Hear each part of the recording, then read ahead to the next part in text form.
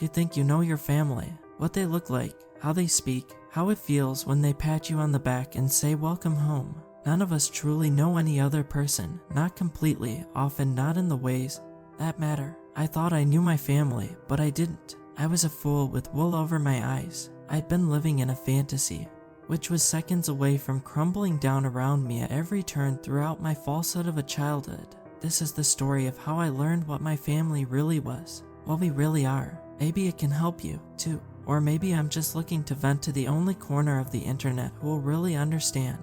Believe it or not, I don't really care. I just need you to read. I need this after the weekend I just had. It was this past Sunday that it started. The air was cold as I walked up the drive leading to my childhood home. I hadn't visited in years. Work in the city had kept me too busy. We lived out in the country, so I didn't often get to come out and see my family. Mom always said that I was too absorbed in my work for my own good, and she was right.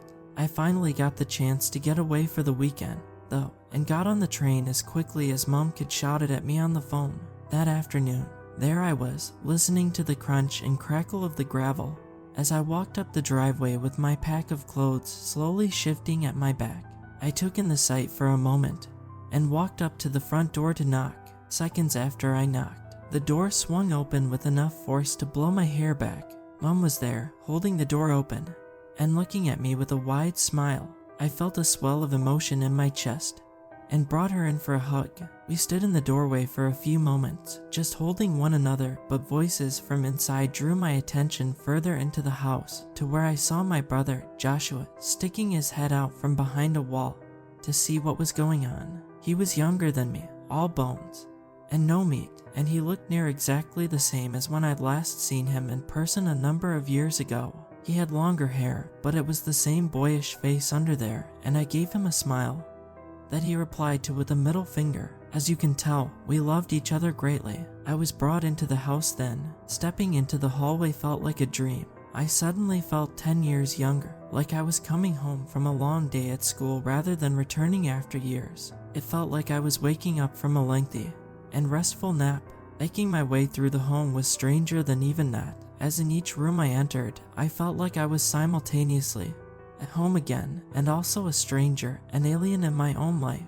Everything was precisely as it had been the last I saw of it, but it was so undeniably foreign to me now that I felt myself torn in two, part of me feeling joy at revisiting the memories of my childhood, and the other part of myself feeling a deep ache in my chest at those same memories. I was still so far away from this house, still trying to catch up to my own sense of nostalgia. Next, I was brought into the living room, where everybody currently at home was gathered for a few drinks. All of us kids were adults now, and Dad was always one to sort things out over a good drink, so I wasn't surprised that everyone had already cracked open a few, even if it was still early afternoon. The room lit up when I entered, and it gave me a warm, fuzzy feeling in my chest to see it. I sat down and looked everyone over to familiarize myself with how they looked. My other brother, Daniel, also younger than me, was still the lanky runner he'd been in high school. My only sister, Rachel, was the only one to take after Mom, both in looks and in attitude, as she was chatting away with everyone on the couch as she waved at me across the room. I paused for a moment and realized that my father wasn't in the room. In fact, he was nowhere to be seen at all, even as I peered down the hall toward the bedrooms. We'd never been especially close, but I had been looking forward to seeing him after all this time away. He worked a lot when I was young, always traveling to different places, and so I was never really connected to him the way I was to my mom. It was a shame he didn't come to see me that night, but I could live with that. I had before, and I probably would for the rest of my life. I tried a smile for my siblings, which was returned with much more enthusiasm than I truly felt. I took a deep breath in and stepped over to an unoccupied seat, feeling a sinking in my stomach, but ignored it and began to catch up with my siblings. We spoke for hours. As it turned out, my father was sick in bed and couldn't come out to see everyone. He'd caught some illness that Mom couldn't explain, but it was very contagious. The doctor she got to look at him had contracted it too and was bedridden also, so there wasn't a chance she was letting any of us see him. She barely went in there, and every time she did, it apparently was with a nurse that she'd hired. I felt bad for my dad, but put my energy toward keeping up with the conversation taking place in front of me. I wasn't much of a drinker, but I had a few of my dad's cheap beers and was tipsy after a long while of sipping on it between long-winded explanations of what was going on with my work. We made dinner an hour or two after I arrived, everyone working together to make one of Mom's stir-fry dishes. Dinner was marvelous, and as the sun set, and we became tired from our collective travels and efforts with dinner and the long stretch of conversation, it was time for some of us, especially those of us who weren't so accustomed to alcohol, to sleep. I was among them, as I was the oldest yet the least used to drinking, and even my youngest sibling, Rachel, had more of a tolerance for it than I had at just 19 years old. I was 26, Daniel was 24, and Joshua was 21. I got some teasing from my siblings about this, but I brushed it off easily enough. Soon, everyone was going off to their separate rooms to sleep, and I was about to join them in rest, but a hand fell on my shoulder as I was about to enter the room I'd be sleeping in. I turned to see my father gently holding me in place and giving me a deadly serious look. I immediately took note of how he could barely stand by himself. It seemed to me that keeping me there was only half the reason he was grasping my shoulder, as he almost seemed to sway slightly in place as I waited for an explanation. In the silent moment that followed, I examined his face closely now. He was pale, far paler than I ever remembered him being. He was almost half his usual height with how far down he had to bend, seemingly for comfort. He was looking up at me, which had never happened before, and I questioned in that split second of quiet if I was truly looking at the man who'd done half the job of raising me, or if I was looking at another person entirely, weak and feeble and old. That was really the thing that stood out to me the most, how old he looked. He'd never truly acted his age, always having get-togethers and drinking sessions, as if his middle-aged body could handle the same amount of alcohol as his 20-year-old self could. He looked at me through sunken eyes and grimaced, an expression which forced me to do the same. "Wait up," he said, the first thing he'd said directly to me all night. His voice was hoarse, seemingly from disuse from the sound of it. I didn't say anything back. I found myself unable to say anything with how hard my heart was beating, so hard I thought it might leap up out of my throat and escape my body. He was supposed to be sick, bedridden, but here he was, touching and interacting with me as if he weren't. Did this mean it was safe to see him? I had no clue, but I simply nodded and turned around to walk back over to the couches I'd spent the whole night sitting in, talking to everyone else. I sat down while wondering what this could be about. We hadn't had a real conversation in years. Mom and I spoke often, every week or so, but the lengthiest conversation I'd ever had with my dad about what was going on in my life was when I was 7 and joined the soccer team he'd pushed me to join, and he just gave me a clap on the back and taken another swig of his drink. I had no way of knowing what he wanted to talk about. I was shocked that he wanted to talk at all. I sat down and waited for Dad to talk first, knowing at the least that he had something he wanted to say, and clearly it was important enough to get out of bed to say it to me. Despite being supposedly ill, he hobbled over to the couch and agonizingly plopped down into it. It seemed as though every little movement pained him. He sat on the couch for a moment before speaking, taking some time to simply breathe hard as he rested after the Herculean effort of walking to the living room. I studied him during these few seconds, noticing that he looked even more different from my memory of him than I clocked from my previous close-up look at him mere moments ago. The hair on his head had almost entirely vanished, a few wisps at his temples the only remaining vestige of his youthful mane. He was nursing a drink in his hand, something other than his usual beer, which meant it was probably medicine. When he winced, the teeth that peeked through his lips were yellowed and rotted as if he hadn't brushed them in decades. That was strange, as he'd been the picture of health for his age when I'd last seen him but a few years ago. How could he deteriorate so fast? What had happened to him? At last, he seemed to gather the strength to speak. "Hey," he said simply. "Hey, are you okay?" I asked. "Yes, no, depends on the weather," he joked. He was never too concerned about it, but being in this state ought to have made him a little bit more aware of his health, right? Apparently not. When he laughed, it sounded like a balloon being deflated, as he hissed out a prolonged, pained giggle at his own unfunny joke. "Be serious. Mom said you're sick," I said. Yeah, she woulda. I'm not picture perfect, but I never have been, so it's nothing for her to worry about, he said in a wheezing rasp that had me wincing in second-hand pain. She also said you got someone else sick with the same thing. I admitted, must be a little bit worrisome. Dad looked at me with a grave expression on his face, which was paler than moonlight. He shifted in his seat a bit, and a loud pop came from his side of the room, accompanied by a strangled grunt of pain from him. I moved to stand, but he held a hand out to me and just trembled in place for a while. As he came down from the pain, I saw the savage look in his eyes, as they filled with hurt and pain that I couldn't even begin to relate to. I don't think I'd ever seen someone in quite as much agony as I was seeing my father in at that moment, and I don't think I'll ever see anything like it again, knowing what was to come. What's wrong with you? No jokes, please, I asked. Might as well. If it'll be any of you, it'll be you, he said, waving a lazy finger at me.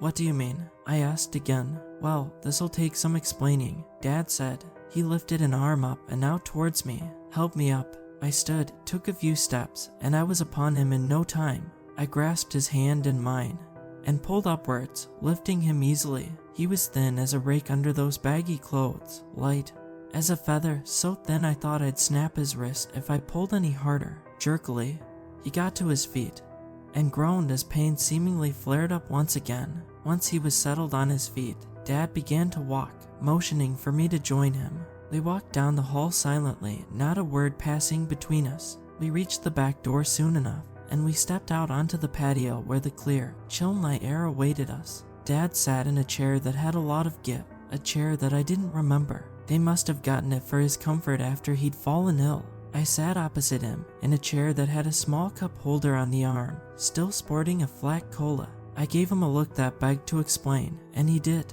Do you remember how I used to travel? He asked me. For work, yeah, I asked in return, not seeing where he was going. Yeah, work. Well, you're half right. It was for something, but it wasn't work, Dad said with another scowl. You lied. I asked him, so it was going to be one of those talks, the kind where you sit down for a quick chat with your dad and have your entire childhood recontextualized by a single offhand remark. Joyous joy. I did. Oh, don't look at me like that, he snapped, waving a hand at me. Your mom knew what I was doing every day I wasn't with her, and I didn't enjoy it, but it worked. What worked? Right, he said with a hazy quality about him. It seemed he was losing lucidity. Well, boy, I guess you could say that my dad was unlucky. Ran into some big opportunities, but also big risks, and took him all in stride. Even curses and consequences he took onto himself without a care in the world for how it'd impact him in the future. And curses he took.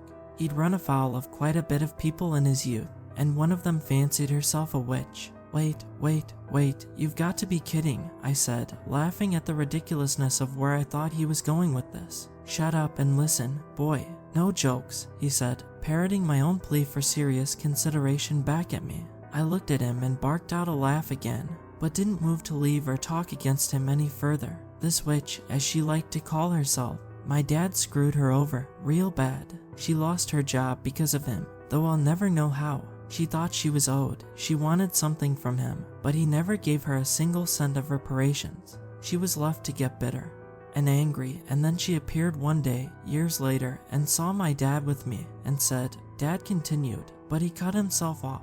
My father lurched violently, spilling out from his chair and onto the cold pavement below him. I stood to catch him, but I was too late, as he fell on his face and sprawled on the tiled patio with a painful-looking scrape of his face along the ground. I moved to help him up, but was kept back by a swipe from his hand, which caught me on the forearm and caused 3 lines of searing pain to erupt on my skin. I watched as his nails scratched across my forearm and sliced deep into the flesh, a gush of ruby-red blood oozing out of the gouges in my skin and muscles. I pulled my arm back with a cry of pain, my voice breaking as I screamed. I stumbled back and tripped over myself, falling on my ass, as my father laid helpless on the ground across from me. The hand that cut me came down and pushed on the ground, and I got a good look at it for the first time since he'd put it on my shoulder those minutes ago. It had changed, with deep, black veins showing through the skin, bulging up and traveling up his arm until they disappeared under his shirt sleeve. The nails had transformed from regular white keratin to faded yellow blades that protruded from his fingertips as though he had sprouted the claws of a beast. The hot crimson blood poured from my arm and down onto my lower body as I was struck with a fear that paralyzed me, ice cold fear gripping me and forcing me to give in to panic. My father looked up at me as he pushed himself up with that one deformed arm, and yellow eyes peered back at mine as I took in what had happened.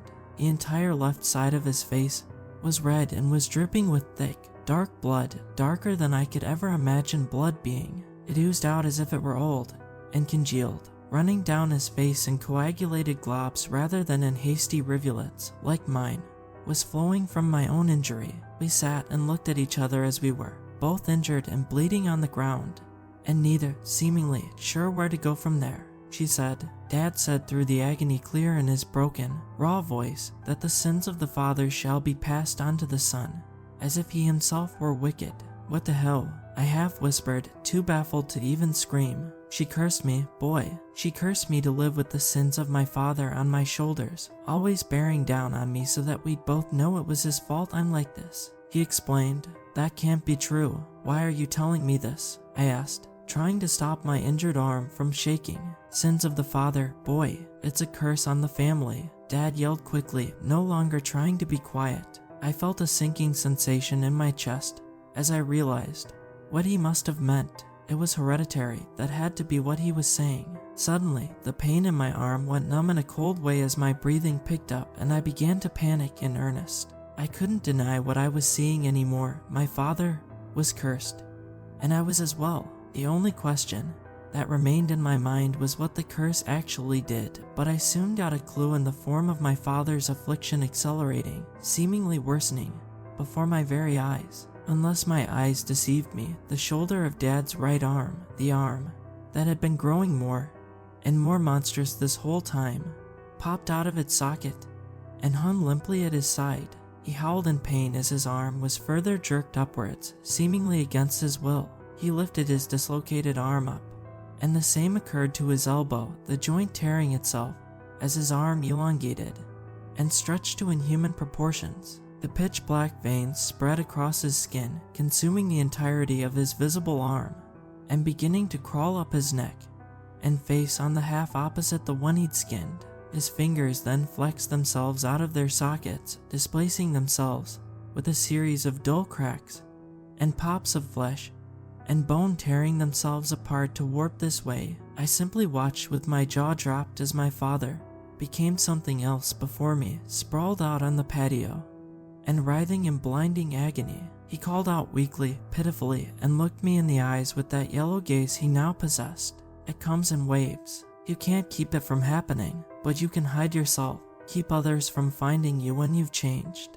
I thought I'd have more time to explain it all, but now's the time. You've got to kill me, now, before I change completely. Dad yelled, screaming bloody murder as his other arm began to twist, bend, and pop its own joints out of place. I can't, I sobbed. You can. There's a, Dad tried to say, but couldn't before he lurched again. His leg jerked out, probably on instinct, as the curse began to spread to it.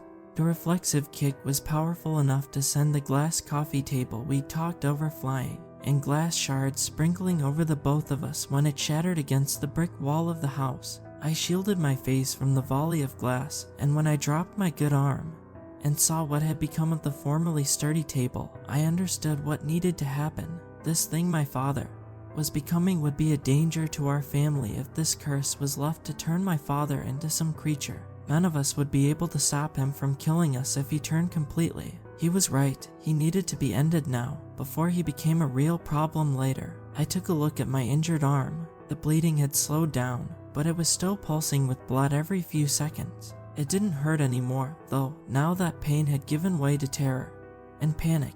I was on an adrenaline rush that kept me from really feeling what was probably a devastating injury, which I could confirm for myself as I realized that I couldn't actually move my arm below the elbow. It was paralyzed, as if by magic. I supposed it was magic that had done this to me. Standing up was a mighty task.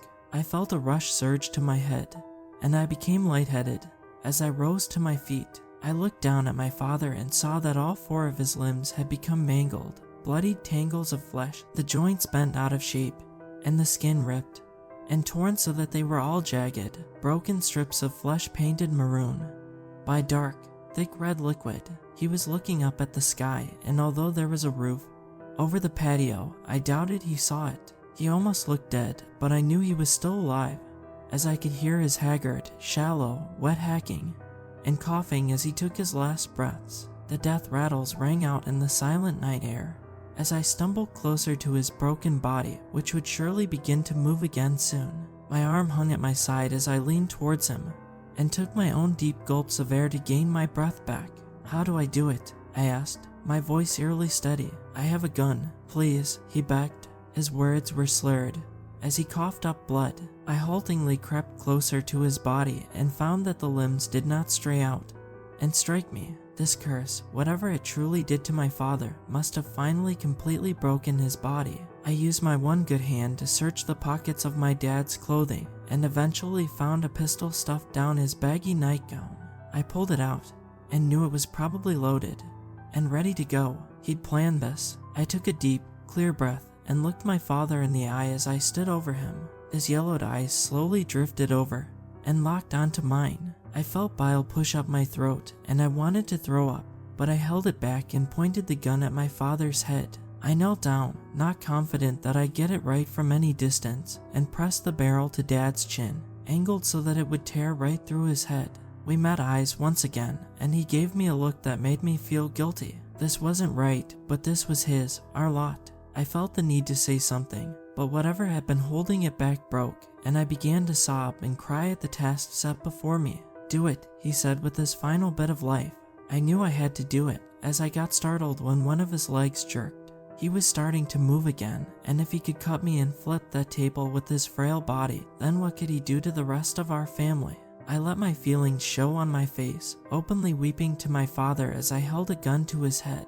I nodded as his arm twitched, his hand closing in a fist, and knew it was time. I put my finger on the trigger and looked back at my dad's face. He was entirely consumed by the curse. There wasn't a patch of natural, pink skin in sight. My father was a black thing, a creature born to kill and maim, but I could put a stop to it if I just moved my finger a fraction of an inch towards myself.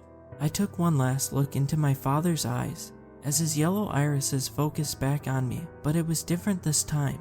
He wasn't looking up, at peace with himself. He wasn't looking at me, regretting that it had come to this. No, he was looking at me with a need in his eyes, a hunger. I closed my eyes. Bang, it was done. I don't know how long I sat there, eyes closed, fists clenched, crying so hard I thought I would faint. Eventually, whether it was seconds, minutes, or hours, the noise of what had happened seemed to have woken the others up, and they emerged from the house and onto the patio to find me crouched over a mess of tangled flesh and bones with a gun in my hand, sobbing so loudly that I hadn't heard them come. Mom's hand on my shoulder snapped me out of it, and I spun around in a panicked frenzy so fast I slipped on the bloody patio floor and tumbled to the ground, dropping the gun. I looked up at them and saw that all my siblings were looking horrified at Dad, crying and trying to keep the others from seeing what had become of his body. Mom, though, was at my side, as if I was the one that needed to be reassured. I'd been reassured, and I still didn't feel any better. I spent that night silently, not saying a single word to a single person as Mom went on to explain things to my brothers and sister. They understood quicker than I had, mostly because of the cursed corpse on the patio, but they were still shaken, and nobody said much over the next few days. I requested a week off work to stay around while my arm gets better, and we figure out how to bury Dad, and how to deal with my curse when it shows itself. I still don't completely understand it, but I don't think anyone does, and that gives me some solace in this time of confusion and doubt. I've been feeling different these past few days. I know it's the curse that's creeping up on me, and I can feel it day by day getting stronger. I'll have to make arrangements to hide myself away while it works its magic. I'm getting started on that after I write this all up. As for why I've typed this all up, people need to know. I need to have it be known. The sins of the father shall be passed on to the son, as if he himself were wicked. But that's not true. I'm not wicked. My father wasn't wicked. those who punish the son for the father's sins. They're the wicked ones. People think they know how the world works, they think they're right, and they think they know those around them, but they don't know any of those things. They just hope they're right, and do the exact same thing they'd do if they knew they were wrong. That's the way of the world. I know better, and now you do, too.